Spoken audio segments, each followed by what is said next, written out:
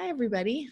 I'm here with a new friend, Grace, who I met through the website Simbi, which is, as I've told you guys in other videos, is an online bartering website where you can get to know other people doing healing work and all kinds. I mean, you can get a picture of someone's cats, you can get a recipe, you can get all kinds of things through this website. And I was really excited. I can't even remember exactly how I noticed your listing, but I thought, ooh, this is somebody that I need to know.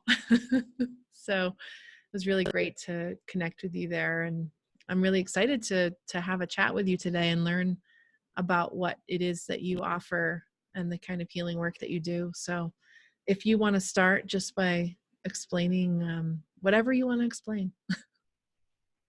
Oh, wow, that's a really open I know. question. Okay.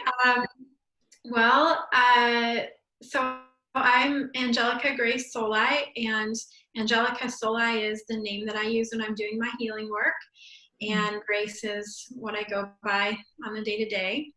And I officially started going by Angelica in January of this year. And my journey has been evolving over the last few years, and it's really been 2019 is when I started doing this work. And yeah, so it's kind of where I am right now. It's all very new to me. I'm doing light language healing and celestial shamanism and designing courses in celestial shamanism right now. Yeah. So it's been a very quick evolution, I feel. I feel very blessed and honored to do this work. And as we were talking about before we started the video, we're often, as healers, we're doing other things that we think we should do before we have a shift and start doing our healing work or work as healers. So that was definitely the case for me. What were you doing? I was a high school English teacher. I love it. Yeah, for 12 years. Oh, wow. Really? Yep. Amazing. Yeah. And I started teaching, so I was certified to teach yoga and started teaching yoga. And that really started, my path just started going a little bit differently. And, I still have the teaching path, and I wanted, being a teacher is still so much a part of me, but it did feel that the path started to diverge. And now I'm not teaching anymore. Well, not in the same way, but you're teaching all the time. Yeah. Amazing. So how did you get from yoga to light language? Was it like a spontaneous thing? Did you start teaching a class? Did someone give you an attunement? So I was doing yoga for several years, probably 3 to 4 years, consistently, like almost every day. I really tried to do it every day, and meditating a lot as well. And in 2018, I had this mystical experience where I was sitting in meditation and I experienced a blue light coming down, and I felt a lot of presences of beings around me. It felt angelic to me. Yeah. And I kind of didn't know what to do, like, excuse me, my voice, but I was just like, what is happening, And I had never had any experiences like that. If I had, very few and far between. Like, the only other experiences I can think of would be like when I was at the yoga ashram. Sometimes I would feel the presences of like the beings that worked in the non-physical beings that were in those spaces. And I sometimes, when I was laying in shavasana, I would feel maybe some beings around me in shavasana, but I thought that it was in my head. I thought I was making that up, and I just kind of, didn't think much of it. And then when I had that experience, I feel that that's when my Kundalini like broke the last block, was when that happened. And that was January of 2018. And after that, I started shaking a lot in meditation. So anyone, you know, if Upper you've body? been to all kinds, the whole body. Oh, whole body. And, you know, I used to sit at the yoga ashram and I would see people have kriyas. Yeah. And I would secretly think, oh, I want to have that experience, because I thought, you know, they're experiencing something and I want to experience that. Yeah. And a kriya is when they kind of shake like that. It's like they're experiencing energy coming through. And I believe, this is my understanding, it's kind of hitting a block or something. It's resistance. clearing it out. Yeah. And so I kind of naively was like, oh, I want to do that, you know? And then when the shaking started happening, I didn't fully understand what it was. And it was like, to a degree that was beyond a kriya. You know, it wasn't just a little thing. I actually was laying on the floor, flailing and shaking, and I mean, it was pretty wild. And that went on for a full year. And I could not sit to meditate without shaking. Yeah. And I actually got frustrated because I didn't understand it at all. And I did seek help on that. I went to other yogis and they couldn't tell me what was happening. No. And, and I decided to stop meditating for a while, because in my mind, everything I thought meditation was no more. I could not sit and just still my mind and breathe and experience peace because I was shaking. And I think that there's a lot of stigma attached to this type of experience because, well, I don't know how many people have experienced that. And, you know, I think I interpret it as like, oh, something's wrong, you know, something's wrong. And so I just, I stopped meditating for a little bit. So I really was resisting what was happening. And I didn't have a lot of psychic friends. I have a lot of intuitive and empathic friends, and I have more friends now since coming into this. But at the time, I didn't necessarily have people that had been through something like this close to me. Right. And at a certain, so yeah, I was very much resistant. And in the back of my mind, I had this word, responsibility. And I thought, I don't want responsibility. And I didn't even really know what that meant. I just felt that if I were to let this continue, that I would have a much greater responsibility. And there was a part of me that didn't want that yet. And I didn't know what that meant. Yeah.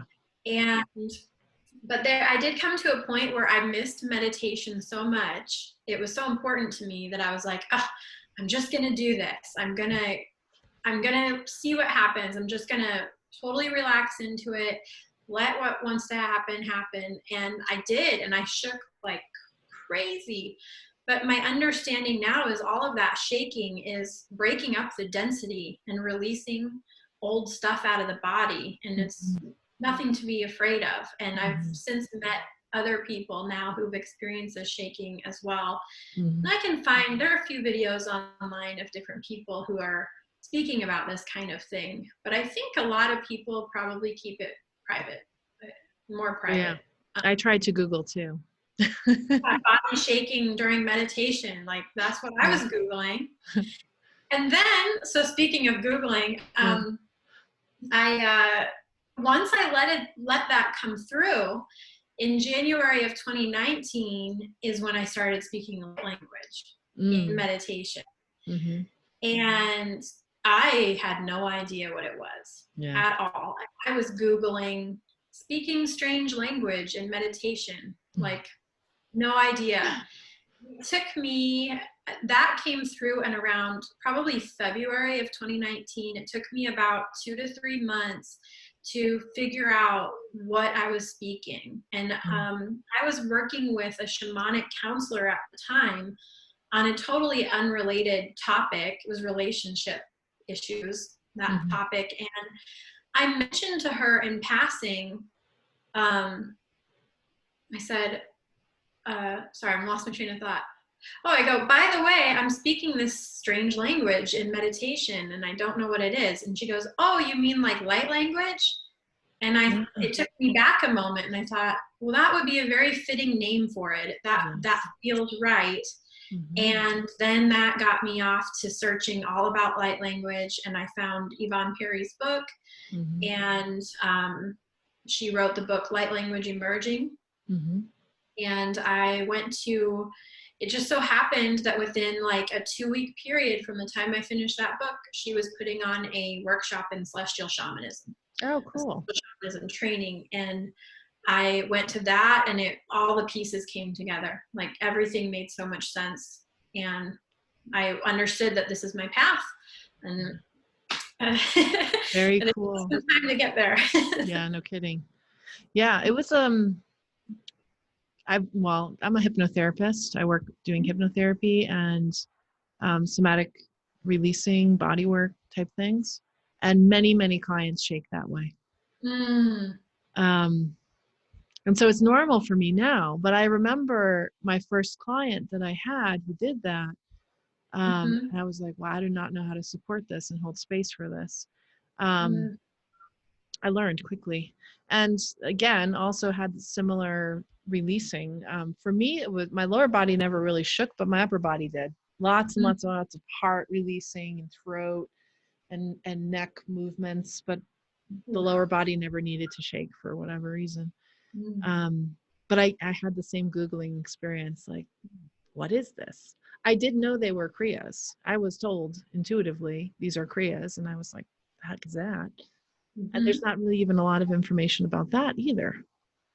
Nothing beyond, the basic information. Right. Yeah. So I went through the same process of there's got to be something wrong with me that is causing this. I don't know how to make it stop. But then I just said, forget it. I'll just let it go. See what happens. That's exactly how I felt about it. Yeah. Yeah. And there's nothing wrong. No. Turns out it's completely okay. Yeah. Yeah. In fact, it's good. It's a good sign. The body is healing and releasing all kinds of old energies that aren't helpful anymore. Can you help me understand celestial shamanism? What does that mean? So it is a new way of looking at shamanism. It's a new spin on an ancient tradition. And it uses a lot of the same concepts. They're very similar concepts, but it's using new ways of describing it. So really, it's new terminology, and it's the terminology of the tech generation. So terminology such as activations. We hear light language activations. So that's a really good example right there. DNA upgrades. So you have activations, you have upgrades. And it's also a way of looking at like the system of the human being, the being itself,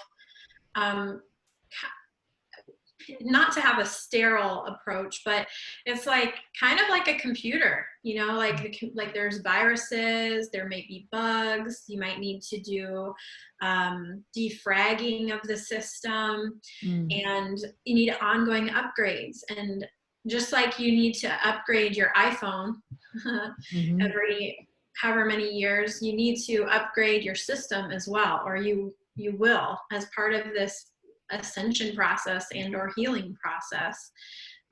So it really just is a new framework to help people understand shamanism in a new way. I feel it's a lot more relatable. And these teachings of celestial shamanism were brought to Yvonne Perry by her guides. And they are now coming to my mentor and myself, and we are working with those teachings and taking them further. And in fact, right now we have celestial shamanism level 1 all outlined, and we're actually teaching the class right now, even as we construct it.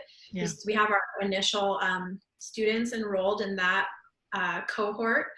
But right now, our guides are ready to give us the next level, level 2, and we've got to get level 1 out. So it's very much evolving, and we're learning as we go and teaching what we're bringing through as we go. That is exciting.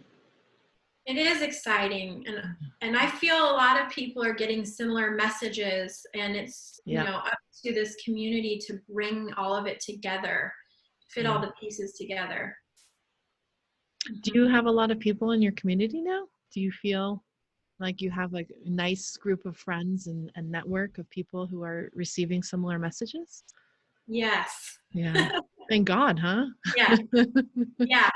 Yeah. And I appreciate you like saying that. It helps me reflect a little bit and have appreciation for my experience as well, because I feel I went from having hardly any support to having a lot of support, and now providing that support system for others. And I really feel that I have a lot, my mission entails a lot, but a big part of my mission is providing that support for people like me. Who, you know, they're shaking and they don't know why, or they're speaking light language and they don't know what it's all about. Very cool. Yeah. So I asked this question of someone else I interviewed who speaks light language. His experience of light language is that it's a transmission. And I believe this. I think that's absolutely true. But I also feel intuitively that it can be conversational. That two people who speak light language can have a complete conversation. That's true. Okay, that is true for you. Okay. Yes, that's true for me in my experience. That's fun. I've seen it happen. I've talked to people in light language, and I've witnessed conversations of people, you know, in the other room talking away. Yeah, neat. It's really a beautiful experience. And I remember the first time I witnessed that was at Yvonne Perry's Celestial Shamanism workshop, and I was amazed, and it felt so right. It's so good. And just to kind of, you know, bring my perspective in, I do believe it's a transmission. It is a healing energy. We can tap in and bring through healing energy. It's very similar to Reiki. And, you know, because light language is also hand mudras, you know, and so we're directing energy when we do that. But it's also the vibration of the voice. So we can do that where we're bringing the energy through. However, you can also just express yourself through light language like you would normally, and you can have a conversation. And there's kind of to me, there's a little bit of a shift in those different modes. And I actually had a conversation with a friend of mine about this. I asked her experience, and she said something similar, which is she can tell a difference between those modes. And she's like, you know, when I'm just talking like I'm talking, it's just like, you know, it's just rolls off your tongue. But when you're directing energy, it's slightly different. It doesn't feel like it's just conversational. Yeah, I have that experience in English. When I'm working with people, sometimes the truth just comes through. That makes sense. Very cool. Okay. So what does a session with you look like when people come to see you one-on-one? What is it like for them? So I started doing, when I first started out, I kind of, and I don't even know if I've changed a lot of my literature yet on you know, if you look at me up on Instagram, I'm still in the process of refining what this looks like and putting more information out there so people can understand exactly what I do and what they can expect to experience. But initially I had put that they can come to me for more of a reading, and and that it might contain some kind of mediumship and guidance and light language activations. And that's still true to a certain extent, but as I learn and I grow and I feel into what my comfort zone is and what my purpose is as well, I'm finding more and more that I'm really here to support light workers and star seeds who are ready to really like activate into their mission. And the type of people that I end up drawing to me are usually they have been in the healing profession for a while. They might already be Reiki level 3, you know, whatever it is they're doing. And, you know, some of them might be massage therapists, a combination of all of the above, but they're just at this point where there's some kind of a shift taking place and they know there's a shift, but they're not quite sure what it is. They're curious about light language and they're putting the pieces together for themselves as well. And so I'm helping them to understand that if you're already, and some of these people are already starting to speak light language, you know, if you're already starting to speak light language, it can be used in your healing practice. It can be adapted into whatever you're doing.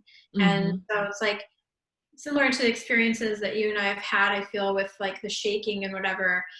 It's so new that I think a lot of people are like, what do I do with this? And is there something wrong? Or like, is it, you know, what do I do?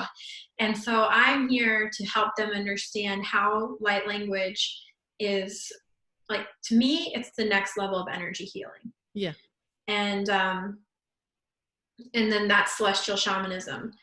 So that's my purpose. And so a session with me, what's really been happening lately and what I've learned in like the last month is that my sole purpose is to do soul purpose activations. At least that's like one big part of it.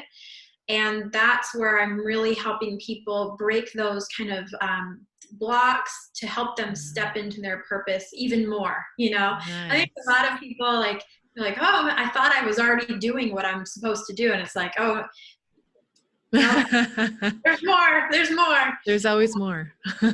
Yeah. And so just really help. The light language itself helps ease those tensions and open us up and help us kind of see a big picture and really just come more into this like fullness of who you are. So I still didn't really answer your question, but soul purpose activations would be most people who come to me, they do not understand this, but they're seeking a soul purpose activation. Because what ends up happening is I would sit down to just like, okay, I'm just going to do some light language activations and maybe I'm going to clear your chakras and da-da-da. And that's not what ends up happening. What ends up happening is my guides come in, their guides come in, and it's full on soul purpose activation mode. And these soul purpose activations often draw upon or activate aspects of past lives, which in my perspective, these are just other soul aspects. Bringing in parts of those other aspects that are then merging with this aspect and this consciousness in this time and space. And then another part of that is bringing in etheric gifts. And it's almost like, well, it's not almost, I'm being corrected because I can hear my guides back there. We are installing etheric technologies. And this is like the next level of understanding in how our light bodies work, how consciousness works, that we can actually upgrade the light body and install different things. I mean, there's installations, I've gotten my third eye, there's all kinds of stuff. And I'll give you some examples. One would be like with one person, she got these gold plates. It's all etheric, you know, it's all, we see it in the mind's eye, but these gold plates put on her hands, and it's symbolic, but also it's activating her healing hands. Nice. And, you know, her ability to channel healing energy. And then let me think of some other examples. Some of these installations, I've been told by my etheric technicians, I also call them, they are so advanced that we don't have a human construct of what this actually does either. Yeah, that makes sense. Yeah. I'm trying to think of some other examples. I've had crowns installed, and these things are also very symbolic, and they are initiatory. It's an initiatory experience, and it's a remembrance of like this power that you hold deep within you and have forgotten, and it's reconnecting you back with some of those soul aspects. Beautiful. So that's and so I do that at distance. I didn't know that I could really do it via distance until it started happening via distance. Yeah. Nice. I prefer to do it in person on a shaman table, on the massage table. And in my understanding, there are still circumstances where that's the best thing to do, the best option, but we can do it at least a little bit, on the internet via distance. So yeah, we've all had to adapt in strange ways. Yeah. I would like to be able to support people more, and that's what I'm working towards, is more of a creating an environment where people can come and experience that in person, and then they have more assistance with aftercare and that kind of thing. So the last part of our celestial shamanism training is a retreat. And so that's where we're building that kind of support system around it. So eventually I would love to have a retreat center, Yeah, but, of course. We all would. Yeah, right? There's lots of places in Colorado, just, throwing that out there. I know. I would love to make it back there. Yeah. So I want to make sure there's enough time. Oh, Seems yeah. like a good time to stop, and you can make your offering, bring through what wants to come through. Sure. I would say this, that a soul purpose activation is ongoing. So it's not a one and done. And we receive these activations in many ways. It could be time sitting with yourself, with your higher self. It can be time connecting with your own guidance system, however you view that. So, you can receive a soul purpose activation from me, but it's through your own soul. Yeah. Your soul activates you to the next level, the next upgrade that you need, and will take you to the places, the people, the experiences that you need. So you could hear this one little activation that I'm about to do, and that could be very activating for you. However, I just wanted to put out there, it's never a one and done. This is an evolution, and you're going to have many experiences and things along the way that help you grow and ascend. So I'm going to go into kind of a channeling mode, and as I explained a little bit prior to recording today, I access, like, part of my higher self is Angelica. So that's the name that I go by, Angelica Solii. And she has a British voice, so you might hear her come through. And then I also work with Syrian beings. And I point back here because I can usually feel their presences. Yeah, I can see and, that. So they also will channel through me at times, and my voice may change. And you'll hear with the light language that you'll hear some of those different types of beings coming through. So it's angelic, it's multidimensional. So we're bringing in things from multiple dimensions and raising the vibration here, upgrading the DNA and all of that. So lovely. I'm just going to take a moment and kind of sit back. And with light language activations, I always recommend treating it, it's almost like a massage in that afterwards you want to drink more water and just kind of take it easy and just be gentle with yourself. And to receive a light language activation, all that's required is openness sincere desire to receive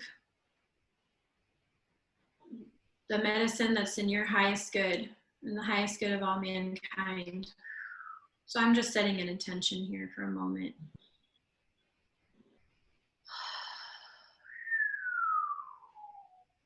Thank you for being here. That it means not only on this call or watching this video, but for literally being here on earth at this time. I'm seeing shoes and actually stepping into the shoes, putting your boots on. Thank you for putting your boots on and walking forward. Shh, you're not alone.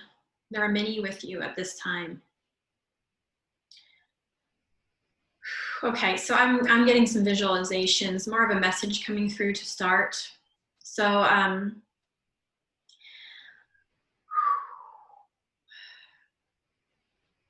there's a feeling at this time.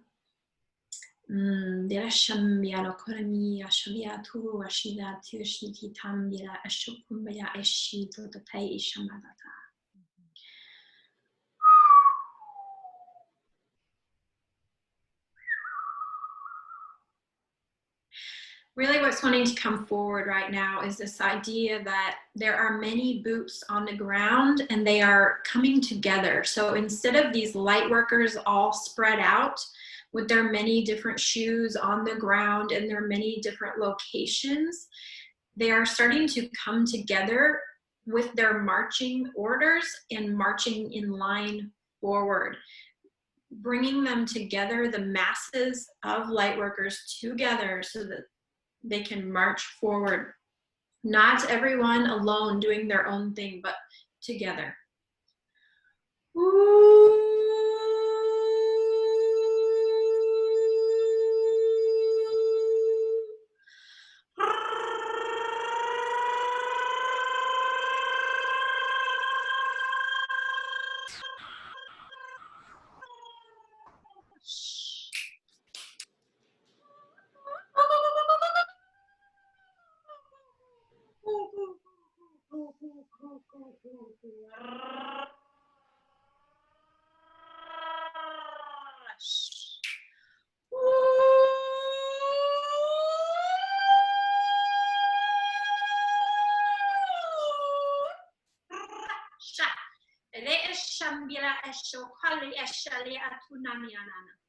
Yana shalia kunamira eshilia tutaya kuramina asha hali ishilia kumaniana kula eshalia tuda eshamila asha re eshambia ke.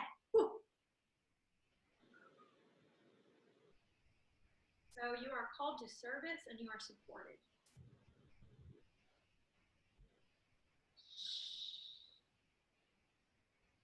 All that you need will be brought to you in the time that you need it. All that you must do is walk. Put your foot in the boot and walk. Yes. Little throat chakra clearing. Hala'o. Hala'o. Hala'o.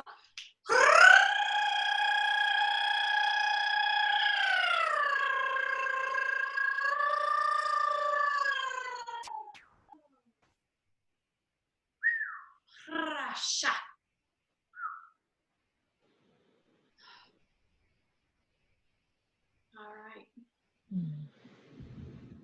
Let's take a breath into our hearts.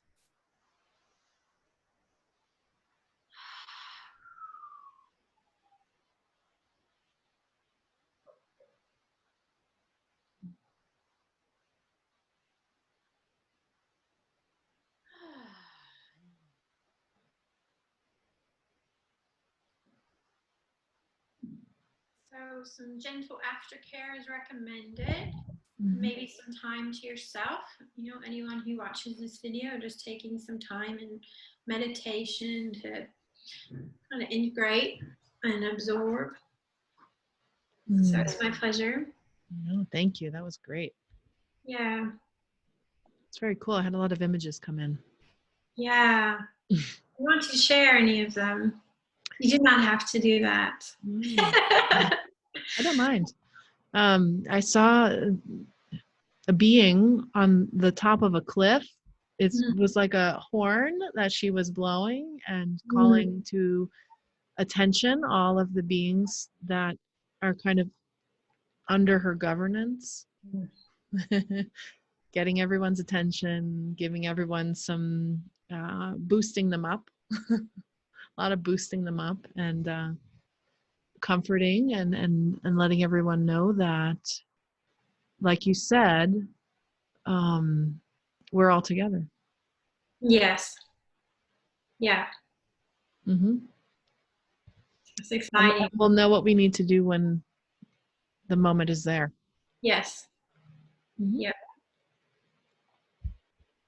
So I'm encouraging people to reach out to their local healers and really just continue to build community among each other. Mm-hmm. Yeah. Yeah, one of the reasons I'm doing this kind of thing. Totally. Yeah, because it's easy to feel isolated now in general, Mm-hmm. and doubly so if you're going through anything that feels atypical. Yeah. Right? Yeah. Yeah. Yeah. Anything that feels a little out of the ordinary. So thank you. Yes. Thank you. Mm-hmm. How can people find you if they want to work with you? You can find me on Instagram at Angelica _ Solii. It's Solii. My Okay. last name is actually light language, but you can't spell light language on the keyboard. So Mm-hmm. that's the best that I could come up with that is fitting the vibration of my name. Okay. And then Facebook, same thing, Angelica Solii, and angelicasolii.com is my website. We also have a Patreon that we started the last couple of months. We've got a monthly Starseed Connection call. Mm-hmm. And we're playing around with the charge for that. It's likely going to be donation based, but you can find the Starseed Connection Mm-hmm. on Instagram and on Patreon. Mm. Lovely. And we're the Blue Star Tribe as well. I don't know that we're going to use, we'll see how much we use that actually, but that's the organization that we founded that we do our celestial shamanism training through, the Blue Star Tribe. And you can find that on Instagram, Facebook, etc. So all of those trainings are live? The training is a 8-week online course, and it's actually a suggested pacing of 8 weeks. Mm-hmm. And you can do it as quickly or as slowly as you like, actually. So if you fall behind, it's fine. Within that 8-week span, there are 2 live Q&A calls. So that's the live portion. Got it. And then part of that is like access to our Starseed calls and access to whatever else we're doing during that time. And then the last portion is a 4-day in-person retreat. Which you're still planning, yeah. Yes, so we do that. Right now we're doing it, the retreats seasonally. So we've got a spring, summer, and fall. But I would envision that we're going to start doing more retreats. And so basically people can take the 8-week class whenever they can, and then just come to the retreat whenever they can. So if it takes them 12 weeks to get the class done, then they just come to the next retreat, not the spring retreat, if that makes any sense. Yeah. Yeah, that makes perfect sense. Yeah. Well, any parting wisdom for us?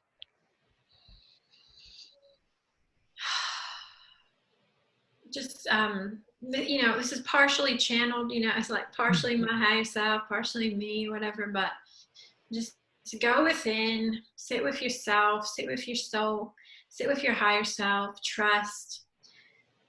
Light language requires us to go into the heart and to really it bypasses the logical mind. And so I feel the only way we're going to get anywhere is by being in the heart. And that's a great practice. If I never did anything on this earth, but I only encourage people to be in their heart, that would be a big one. So that's what I'll leave it with. Go inside, sit in your heart space, listen to your soul, listen to your heart. and that will guide you. Thank you very much. Yeah. Okay, everyone. I'll have all of the contact information in the comments so you can reach out to Angelica and work with her. Thank you Thank very you. much. Yes, thank you.